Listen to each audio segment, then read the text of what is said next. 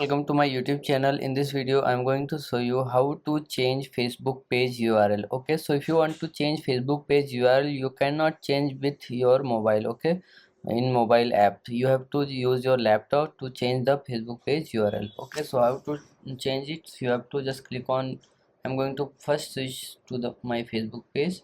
Okay, this is my Facebook page. Switching to my page. Okay, now here you will see many options, but you have to click on your profile pic. Okay, here you will see profile pic will appear. Okay, click on it, and here you will see setting and privacy option. Click on setting and privacy, then go to setting. Okay, when you go to setting, you will see here you will see page details. Okay, now go to page setup.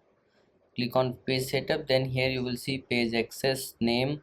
You have to click on name, and then here you will see username. Okay, now edit, and you can edit the username, and this will be your